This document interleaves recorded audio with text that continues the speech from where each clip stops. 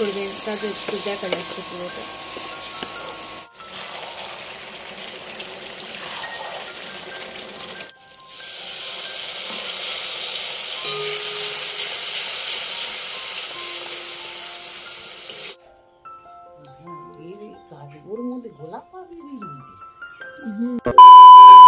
হে buddies, কেমন আছো সবাই? আশা করছি সবাই ভালো আছো। আমি তো বিন্দাস আছি। আজকে তোমাদের একসাথে অনেকগুলো রেসিপি দেখাবো।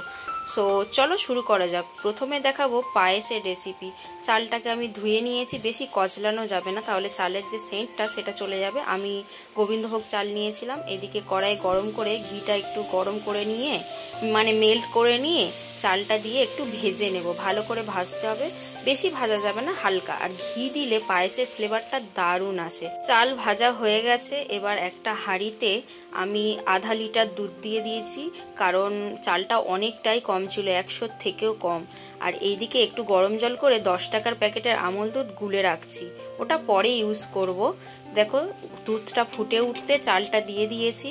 এবার চালটা ভালো করে সেদ্ধ করতে হবে। এইদিকে কাজু আর কিশমিশটা একটু ধুয়ে আর ভিজিয়ে রাখবো, তাহলে কিশমিশগুলো ফুলে উঠবে, বেশ ভালো হয়। দেখো এবার কিন্তু কন্টিনিউয়াসলি তোমাদের নাড়তে হবে, নিচে লেগে যেন না যায়। চালটা সেদ্ধ হওয়ারই অপেক্ষা, দেন বাকি ইনগ্রিডিয়েন্টসগুলো দেব। এবার যেই আমুল দুধটা গুলে রেখেছিলাম সেটাই দিয়ে দিলাম, দিয়ে এবার নাড়তে থাকবো। পায়েস হচ্ছে নাড়ার কাছেই সব কিছু, না নাড়লে নিচে বসে যাবে। এবার যেই কাজু কিশমিশটা ভিজিয়ে রেখেছিলাম ওটাই দিয়ে দিচ্ছি, তাহলে কাজুটা ভালো সেদ্ধ হবে। চিনি কিন্তু এখন আমি দিইনি, তোমরা লক্ষ্য করেছো। যাই হোক, নাড়াটাই হচ্ছে পায়েসের মেন ফ্যাক্ট। দেন চাল সেদ্ধ হয়ে গেছে, এবার হচ্ছে দিয়ে দেব চিনি। চিনিটা তোমরা যে যেরকম মিষ্টি খেতে পছন্দ করো সেই রকমই দিতে পারো। আমার তো একটু পায়েসে কম মিষ্টিই ভালো লাগে, ওই কারণে একটু কম দিলাম। আর 1 চিমটি নুন দিয়ে দেবো, জাস্ট টেস্টটাকে বজায় রাখার জন্য। নুন না দিলে পায়েসে কোনো টেস্টই পাওয়া যায় না। যে কোনো মিষ্টি জিনিসে নুন না দিলে তোমরা কোনো টেস্টই পাবে না, আমার এটা মনে হয়। বাট অনেকে পায়েসে নুন দেয় না, কিন্তু আমি দিই। তারপর দিয়ে দেবো হচ্ছে এলাচ গুঁড়ো করে নিয়েছিলাম, সেটাই দিয়ে দিলাম। দেন আবার সেম জিনিস রিপিট, নাড়া নাড়া নাড়া আর নাড়া। দেখো আমার পায়েসটা হয়েই এসছে, এবার নামিয়ে নেওয়া যাক। চলো একটু গার্নিশিং করেও দেখাবো তোমাদের। আগে ঢেলে নিই বাটিতে, দেন গার্নিশিং করে দেখাবো। না ঢেলে তো আর দেখানো যাবে না। তবে গার্নিশিং করার আগে পায়েসটা একটু ঠান্ডা হতে দিতে হবে, না হলে যখন তুমি গার্নিশিং করবে তখন কিন্তু পায়েসের ওপরে ওইগুলো থাকবে না, নিচে ডেবে যাবে। ওই কারণে দেখো একটু ঠান্ডা হতে আমি গার্নিশিং করে নিয়েছি। কীরকম লাগছে অবশ্যই কমেন্ট বক্সে জানাবে, আর রেসিপিটা কীরকম লাগলো সেটাও জানাতে ভুলবে না। তোমরা অবশ্যই বাড়িতে ট্রাই করো।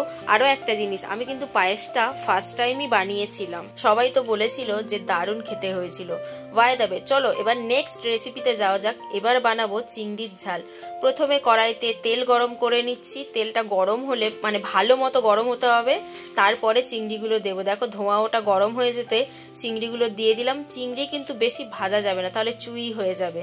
চিংড়ি একটু হালকা ভাজলেই ভালো হয়, না হলে কেমন হয়ে যাবে বললামই। যাই হোক, আস্তে আস্তে ভেজে নেব, ফ্লেমটা জোরেই করে দেবো, নাহলে চিংড়ি থেকে অনেক জল উঠবে। প্রথমে জলটা উঠে যাক, তারপরে নুন হলুদ দিয়ে দেব। হলুদ দিয়ে দিয়েছি, এবার হালকা করে ভেজে নেব। আরও একটা কথা, যখন তোমরা চিংড়িটা পরিষ্কার করবে তখন কিন্তু পিছনের রেচনতন্ত্রটা অবশ্যই বের করবে, নাহলে কিচকিচ করে, শরীর খারাপ হয়। বাই দ্য ওয়ে, চিংড়িটা ভাজা হয়ে গেছে। হয়ে যেতে চিংড়ির যে তেল ছিল সেই তেলেই পেঁয়াজ দিয়ে দিলাম। আর চিংড়ি ভাজার সময় একটু বেশি করে তেল দিয়ে ওই তেলে রান্না করলে আরও বেশি টেস্ট হয়। দেখো পেঁয়াজ ভাজা হয়ে যেতে আদা রসুন কাঁচা লঙ্কা দিয়ে দিয়েছি। এবার ভালোভাবে ভেজে নেওয়ার পালা। আদা রসুনের কাঁচা গন্ধ চলে যেতে এবার দিয়ে দিলাম টমেটো। টমেটোটাকে ভালোভাবে মেল্ট হওয়ার জন্য, মানে তাড়াতাড়ি মেল্ট হওয়ার জন্য একটু নুন দিয়ে দিলে খুব তাড়াতাড়ি মেল্ট হয়ে যায়। টমেটোটার কাঁচা গন্ধ যাওয়া পর্যন্ত ওয়েট করতে হবে। কাঁচা গন্ধ চলে যাওয়ার পর আমি একটু ধনেপাতার ডাঁটাগুলো দিয়ে দিয়েছিলাম, ফ্লেভারটা অসাধারণ আসে। দেন বেসিক যে মশলা, লঙ্কা গুঁড়ো হলুদ গুঁড়ো, সেগুলোই দিয়ে দিয়েছি। একটু জলও দিয়ে দিয়েছিলাম যাতে মশলাটা পুড়ে না যায়। এবার তেল ছাড়া পর্যন্ত মশলাটা কষিয়ে তারপরে পরিমাণ মতো জল দিয়ে চিংড়ি দিয়ে একটু ফুটিয়ে ধনেপাতা দিয়ে নামিয়ে নিয়েছি। এবার আমাদের নেক্সট রেসিপি হচ্ছে mixed fried rice. Mixed fried রাইসের জন্য আমরা সবজিগুলো কেটে নিচ্ছি। সবজিতে আছে হচ্ছে বিনস, ক্যাপসিকাম, গাজর, যেগুলো বেসিক থাকে আর কি। এইদিকে চালটা ভিজিয়ে রাখছি, মানে সবজি তো কাটা হয়ে যেতে চালটা ভিজিয়ে রাখছি। ভিজিয়ে রাখলে বেশ ভালো হয়, ভাতটা ঝুরঝুরেও হয়। আরও একটা জিনিস, যে কোনো সুগন্ধি চাল বেশি কচলে না ধোয়াই ভালো। চালটা ভিজিয়ে রেখেছি। এবার এইদিকে সবজিগুলো ভেজে নেব। কড়াইতে তেল দিয়ে দিলাম। এটা ইন্ডাকশানে করছি কারণ গ্যাসে আরও অন্য একটা রেসিপি করব। এদিকে মানি ভাজছে, আমি বলেছি আপনি ভাজুন, তাহলে আমি গ্যাসে অন্য রেসিপিটাও করতে পারবো। দেখো প্রথমে গাজরটা ভেজে নিচ্ছি, আর বেশি করে তেল দিয়ে ভেজে নিলে ভালো হয়। সব সবজি ভাজা হয়ে গেছে।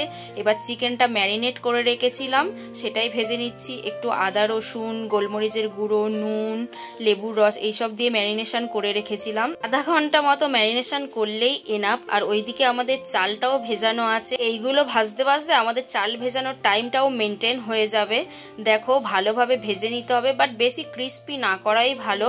হালকা মতো ভেজে নিলে, মানে চিকেনটা সেদ্ধ হওয়া পর্যন্ত ভাজতে হবে। আর আঁচটা একটু কমই ছিল, মিডিয়াম আঁচেই তোমরা ভাজবে। চিকেন ভাজা হয়ে যেতে এবার দুটো ডিমও ভেজে নিচ্ছি। ডিম ভাজার সময় নুন আর গোলমরিচ দিলেই এনাফ, কারণ চিকেনটা ভেজেছিলাম ওতে তো মশলাটা থেকেই গেছে, তাই এক্সট্রা করে আর কিছু মশলা দেওয়ারই দরকার পড়ে না। তবে ডিমের আঁচটা আমার একটু লো হয়ে গেছিলো, তোমরা মিডিয়ামে দেবে। ইন্ডাকশানে আমি ভাবছিলাম পুড়ে যদি যায়, সেই কারণে আর কি। তোমরা মিডিয়ামে দিয়েই ভাজতে পারো। ডিমটা একটু ঝুড়ো ঝুড়ো করে ভেজে নেবে, বাট ডিম বেশি ভাজলে না চুই হয়ে যায়, ভালো লাগে না। ওই কারণে মিডিয়াম ভাজবে, তাহলেই বেশি বেটার হবে। দেখো আমার এইদিকে ডিম ভাজা হয়ে গেছে। আর ডিম ভাজা হয়ে যেতে ভাতটাও বসিয়ে দিয়েছে। আমি যেহেতু ভাত রান্না করতে পারি না, তাই ভাতটা মানিই রান্না করে দিচ্ছে। তোমরা ভাতটা 70% কি 80% করবে, কারণ যখন ভাজবে আরও বাকিটা হয়ে যাবে। ওইদিকে ভাতটা হচ্ছে, এইদিকে আমি চিকেনটাও বসিয়ে দিচ্ছি। আগে মাটনটা হয়ে গেছে, বাট সেই ক্লিপটা আমার নেওয়া হয়নি। যাই হোক, ওইদিকে চিকেনটা করে নিচ্ছি, চিকেন বসিয়ে দিয়েছি। এবার আমি এইদিকে ফ্রাইড রাইসটা কমপ্লিট করছি। আর ডিম তো ভাজা হয়ে গেছে, তোমরা দেখেই নিয়েছো। এবার তেলটা গরম হলে একটু কিশমিশটা ভেজে নেব, কাজু কিশমিশ ভেজে নিয়ে সবজিগুলো দিয়ে দিচ্ছি। আরও একটা কথা, তোমরা কিন্তু ক্যাপসিকামটা খুব হালকা করে সতে করবে, না হলে ওর ক্রিস্পি ভাবটা চলে যাবে। আমার তো ওটাই ভালো লাগে, যে ফ্রাইড রাইসে একটু ক্যাপসিকাম ক্রিস্পি ভাব থাকবে। সবজিগুলো একটু কম ভাজাই বেটার হয়। সবজি দিয়ে দেন চিকেন আর ডিমটাও দিয়ে দিয়েছি। এবার দিয়ে দিলাম হচ্ছে গোলমরিচের গুঁড়ো, যেটা হচ্ছে মাস্ট, লাগবেই লাগবে মিক্সড ফ্রাইড রাইসে গোলমরিচের গুঁড়ো। আর হচ্ছে সোয়া সস, আমি ভিনিগার বলতে যাচ্ছিলাম, ওটা সোয়া সস দিয়ে একটু নাড়বো। আর নুনটা ঠিকঠাকভাবে দিতে হবে, কারণ সোয়া সসে তো নুন থাকেই, তোমরা সেটা সবাই জানো। দিয়ে এবার একটু নেড়ে নিয়ে তারপর ভাতটা দিয়ে দেব। ভাতটা দিয়ে একটু বেশি নাড়বো না, কারণ ভাতটা ভেঙে যাবে। ফ্রাইড রাইস তো আমার কমপ্লিট। এবার চিকেনটা যেটা বসিয়ে রেখেছিলাম সেটাই ভালোভাবে কষিয়ে নিচ্ছি। চিকেন বা মাটন কষানো ভালো না হলে কিন্তু টেস্ট ভালো আসে না। দেন জল দিয়ে চিকেন সেদ্ধ হতে নামিয়ে নিয়েছি। দেখো ট্যানটানা, আমার সব রান্না কমপ্লিট হয়ে গেছে। আর তোমরা দেখে বলো তো এখানে কি কি রান্না আছে আর কত রকমের রান্না আছে, আর গার্নিশিং গুলো কেমন লাগলো অবশ্যই কমেন্টে জানাতে ভুলবে না। কিন্তু আমরা নারী বস, আমরা দু হাতে সব কিছু করতে পারি, একসাথে অনেক রকম কাজ করতে পারি। বাই দ্য ওয়ে, আজকের মতো এই পর্যন্ত। দেখা হচ্ছে নেক্সট ব্লগে। ততক্ষণের জন্য ভালো থেকো, সুস্থ থেকো। আর হ্যাঁ, love you all guys and good night.